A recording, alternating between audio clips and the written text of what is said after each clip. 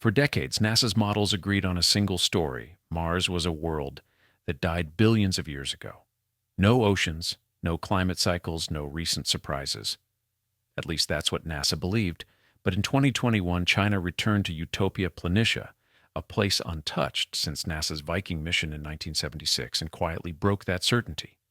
Zhurong's radar pierced the dust and uncovered something extraordinary, a perfectly layered structure tilted like the pages of a shoreline, not carved billions of years ago, but roughly 400,000. A young ocean, one NASA never knew existed. Scientists have begun using a working nickname for it, the Red Dragon's Ocean, and its existence forces an unsettling question.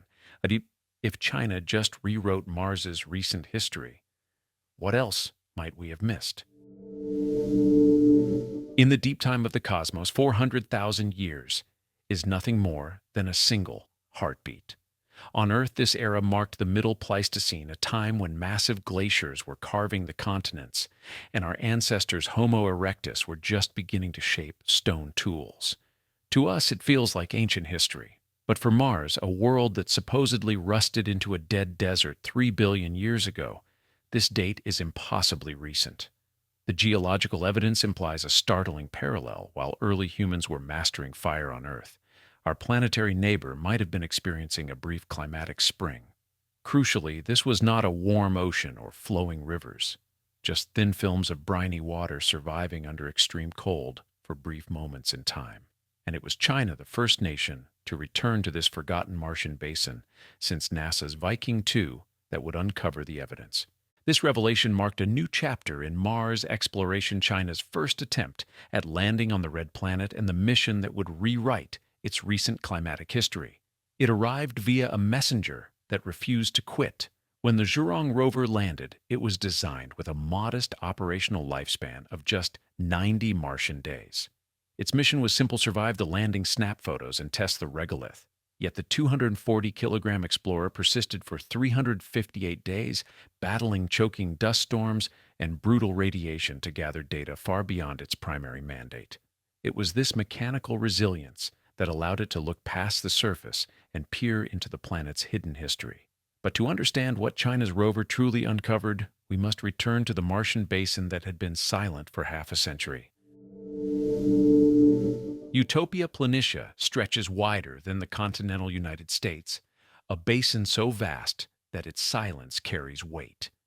Formed by a colossal impact early in the solar system's history, this endless plain is essentially a bowl of dust and ice flattened by eons of wind. The last time humanity touched this soil was September 3, 1976. NASA's Viking 2 lander touched down tasked with the ultimate question: is there life on Mars?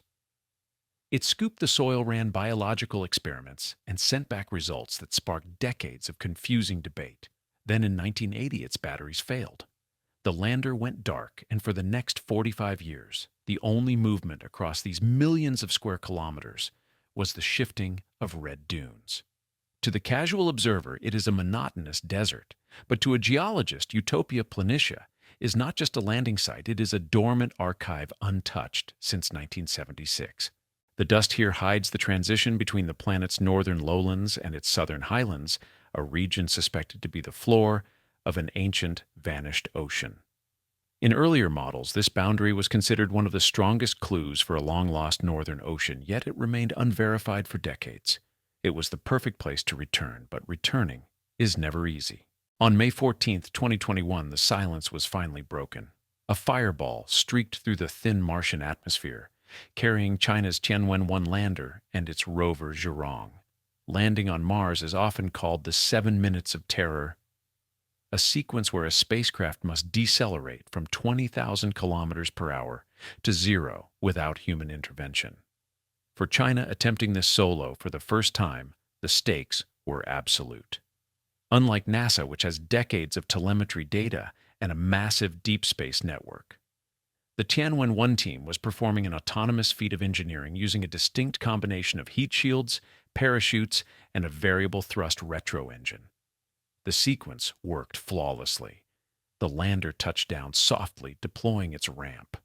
For the first time in history, a nation other than NASA had successfully landed a rover on Mars. marking China's formal arrival as a surface exploration power. A few days later, Zhurong rolled down onto the regolith, leaving the first fresh tire tracks in the region in half a century. It was a historic triumph of robotics, proving that a second space power had officially arrived on the surface. Yet rolling on the surface was only half the mission. The real discovery lay beneath the wheels. To the naked eye, the surface of Utopia Planitia is just a flat, monotonous expanse of red dirt. For China, this seemingly empty plain held scientific value. It was the ideal site to deploy the first ground-penetrating radar ever operated by a Chinese rover on Mars. Zhurong was equipped with a superpower called Rover, the Rover Penetrating Radar. While orbital satellites like NASA's MRO use low-frequency radar to scan kilometers deep, seeing only massive slabs of ice. Zhurong's high-frequency system was designed to do something different, to look at the immediate history right beneath its wheels. The physics of this instrument is akin to shouting into a canyon and listening for the return. As the rover rolls, it fires radio pulses into the ground. These waves travel through the regolith, passing through sand, rock, and buried ice. However, the ground is not one solid block. It is a layer cake of different materials. Every time the radio wave hits a boundary where the density or composition changes, a phenomenon known as dielectric contrast, part of the signal bounces back to the surface. By collecting these millions of silent echoes, as it drove nearly 2 kilometers across the basin, Zhurong wasn't just taking pictures, it was performing a vertical X-ray of the planet. It was listening to the ground, waiting for the echoes to reveal the shape of the past. And the pattern that emerged from the static was not the random noise of a desert, but the organized architecture of a shoreline. Not a visible coastline, but its buried imprint, a stratigraphic memory preserved in the subsurface. When the data was analyzed, it revealed a stunning anomaly buried between 10 and 35 meters below the surface. The ground was composed of 76 distinct layers stacked with a precision that defied the chaos of random geological events. But the critical detail wasn't just the layering, it was the angle. Every single one of these 76 subsurface reflectors sloped downwards at an angle between 6 and 20 degrees. Crucially, they all pointed in the exact same direction, towards the vast northern lowlands. The very region scientists suspect was once an ocean basin. This geometry acts as a geological fingerprint, allowing scientists to eliminate other suspects. Lava flows are chaotic. They cool in unpredictable jumbled mounds that do not form uniform slopes over large distances. Wind-blown dunes are fickle. As the climate shifts over eons, winds change direction, leaving behind cross-bedded layers that point every which way. Neither force creates a single consistent gradient over such a wide area. Only water fits the geometry. The pattern Zhurong found mirrors what geologists call progradation on Earth, specifically the sedimentary wedges seen in places like the Bay of Bengal. It is the signature of a dynamic shoreline, building itself out into the sea, depositing sediment layer by layer, age by age.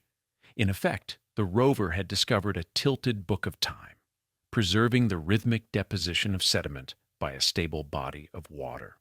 On Mars, this doesn't imply a deep ocean like Earth's, but a long-lived basin where water once persisted long enough to shape layered deposits.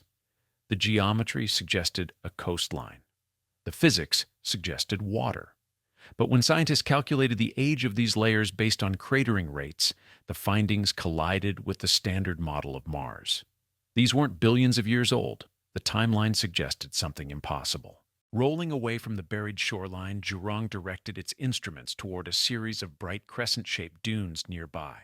For China, these dunes represented another scientific frontier, an opportunity for its first Martian rover to investigate surface processes in unprecedented detail.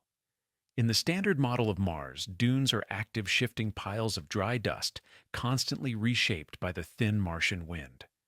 But as the rover approached, its cameras and laser spectrometer revealed a texture that shouldn't have been there.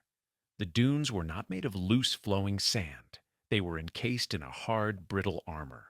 Zhurong's wheels crunched over a surface layer of cemented sand. A crust formed when loose grains are bound together by minerals left behind by evaporating water. Analyzing the chemical composition, the rover detected hydrated sulfates, chlorides, and other salts. These minerals are chemical fingerprints of past liquid water. But the true shock came from the timeline. Based on the cratering rates, the standard method for dating planetary surfaces, these dunes are incredibly young. They likely formed between 400,000 and 1.4 million years ago. This data point is a strikes at the heart to the dry Mars dogma. It suggests that while Homo erectus was hunting on Earth, liquid water was actively cementing sand on Mars. But this creates a paradox. Mars at that time was, as it is now, a deep freeze environment with average temperatures well below zero.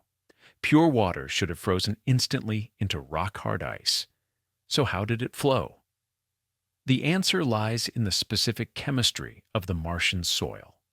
These were not lakes or streams. In the terrestrial sense, they were momentary films of brine stabilized only by extreme salt chemistry. Water on Mars does not follow the simple rules of Earth's freshwater rivers. It survives by cheating thermodynamics using a chemical key, perchlorates, and sulfates. To understand this mechanism, we only need to look at a winter highway on Earth. When snow falls on asphalt road, crews scatter salt. The salt mixes with the ice, disrupting the crystal lattice and forcibly lowering the freezing point of the water. As a result, the ice melts into a salty slush, even though the air temperature remains below freezing. Mars is performing the exact same trick, but on a planetary scale. The perchlorates found by Zhurong are aggressive salts that can suck moisture directly out of the atmosphere, a process called deliquescence.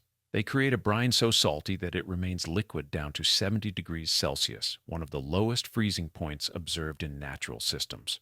This thermodynamic loophole allowed the Red Dragon's ocean, or rather the vast saltwater wedge identified by the radar, to exist in a liquid or slushy state long after the planet's climate had supposedly collapsed.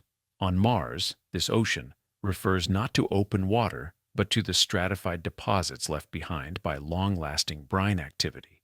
The chemistry explains how water survived the deep freeze. But to understand why this water appeared in such abundance 400,000 years ago, we must look upward away from the ground and toward the stars. Chemistry explains how the water survived the freezing surface temperatures, but it does not explain why it was there in the first place.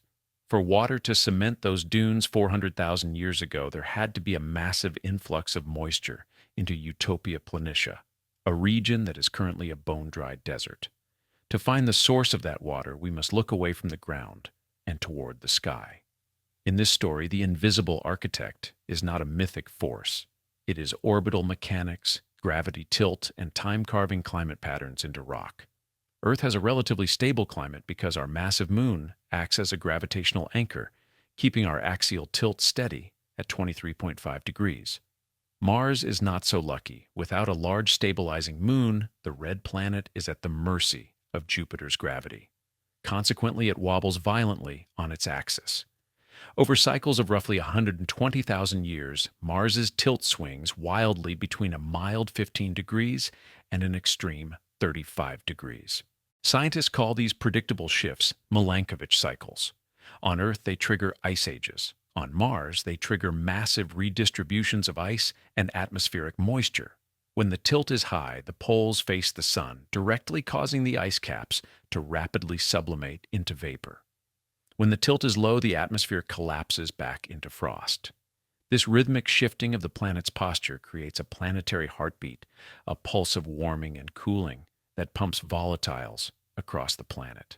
In scientific terms, this heartbeat refers to cyclical intervals of enhanced polar heating and equatorial cooling that reshape where Mars stores and releases its water. These cycles are not speculative. They are mathematically predictable, and their signatures appear in multiple Martian sediment records, including the very layers Zhurong scanned. China's radar transects provide one of the clearest modern datasets supporting this climatic rhythm, anchoring a global theory in a specific, measurable site. This orbital wobble creates a massive atmospheric transfer engine. During the high tilt phases like the one that likely occurred 400,000 years ago, the increased solar energy sublimates the water ice trapped at the North Pole. The ice turns directly into gas, thickening the atmosphere and traveling southward on global wind currents. When this moisture-laden air reaches the cooler latitudes of Utopia Planitia, it precipitates out as frost and snowfall, Mars's version of atmospheric deposition. Imagine a time-lapse covering tens of thousands of years. The polar ice cap shrinks, appearing to evaporate like a puddle in the sun. Meanwhile, thousands of kilometers away in the dunes of Utopia, a slow atmospheric river deposits blanket after blanket of snow and frost. Unlike Earth's rapid hydrological cycles, this transfer unfolds over tens of millennia, driven entirely by pressure gradients and axial tilt. This snow rich in atmospheric dust and salts settles on the dunes. As the cycle pivots and the planet's tilt shifts back, the temperature momentarily rises just enough for the perchlorites to do their work. The snow melts into a briny slush, soaking into the sand. Then as the era ends and the cold returns, the water evaporates or freezes, leaving behind the cemented crusts and the tilted sedimentary layers that Zhurong discovered. Together, these cycles supply the moisture that China's Zhurong rover indirectly detected, fossilized not in lakes, but in crusts and stratified wedges beneath its wheels. The model fits the physics. The chemistry explains the state of the water. The radar proves the geometry, but remote sensing has a limit.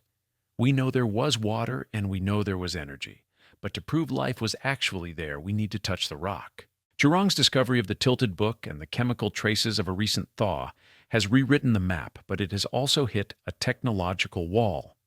A rover, no matter how advanced, is essentially a field geologist working with a magnifying glass and a hammer.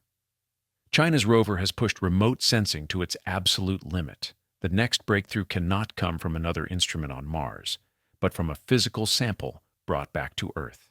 It can identify the shape of a coastline and the chemistry of salt, but it cannot definitively confirm life.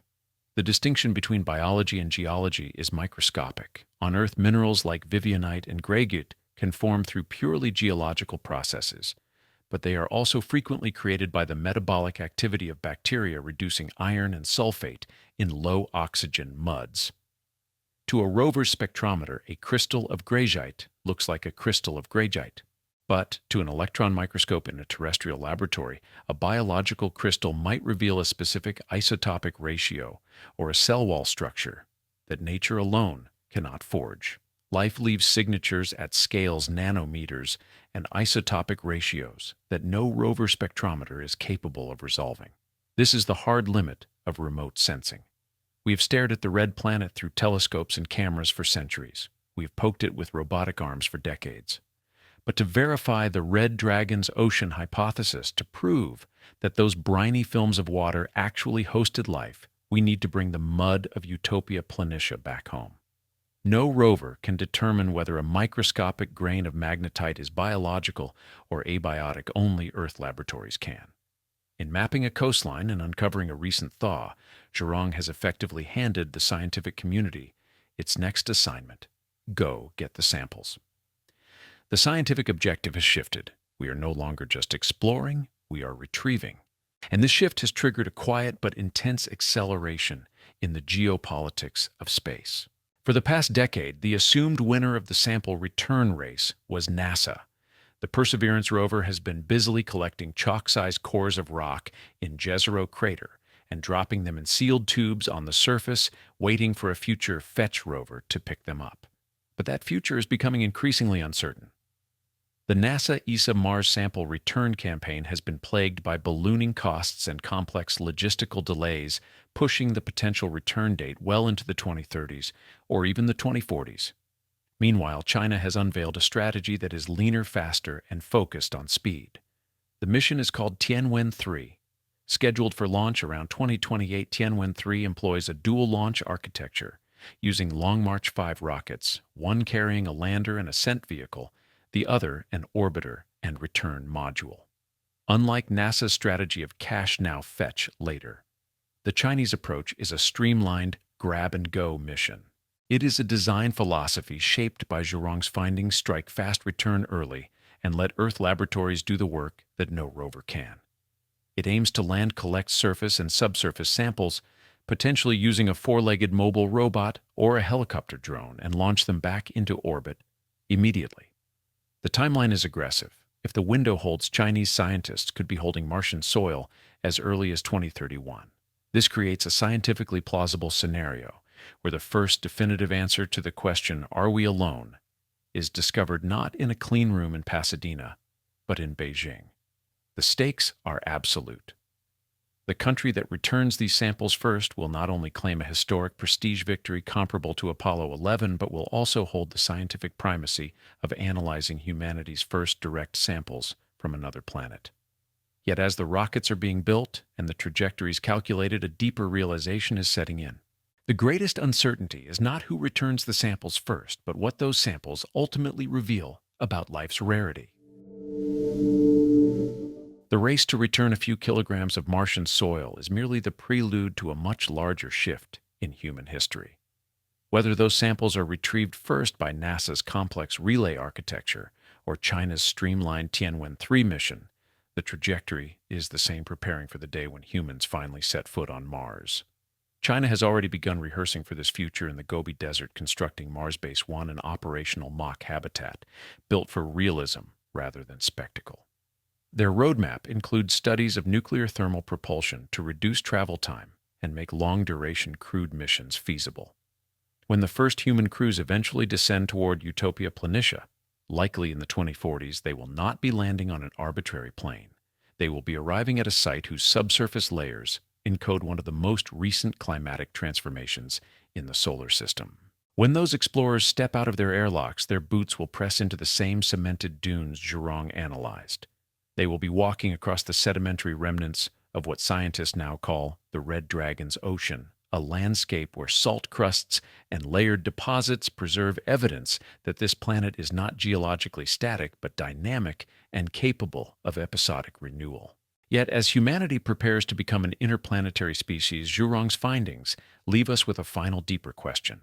The rover demonstrated that liquid brines water mixed with salts were present here just 400,000 years ago. On astronomical timescales, that is astonishingly recent. If the essential ingredients for life existed so close to the present, and Mars remains a biologically quiet world today, what does that imply about the emergence and survival of life elsewhere? Perhaps the jump from chemistry to biology is far rarer than we imagine. Or perhaps Mars illustrates the fragility of planetary habitability, a world that had water, had energy, and had time, yet never crossed the threshold into a sustained biosphere. The ocean Zhurong hinted at may have long since sublimated into the thin atmosphere or frozen deep below, but its imprint endures in the geometry beneath Utopia Planitia. It reminds us that we are not merely exploring a neighboring world, we are confronting a reflection of our own trajectory. Mars is our mirror, revealing both the resilience of planetary physics and the delicate rarity of life. And fittingly, it was China's quiet rover on Mars that uncovered this reflection, reminding us that every new step on the red planet is also a step toward understanding ourselves.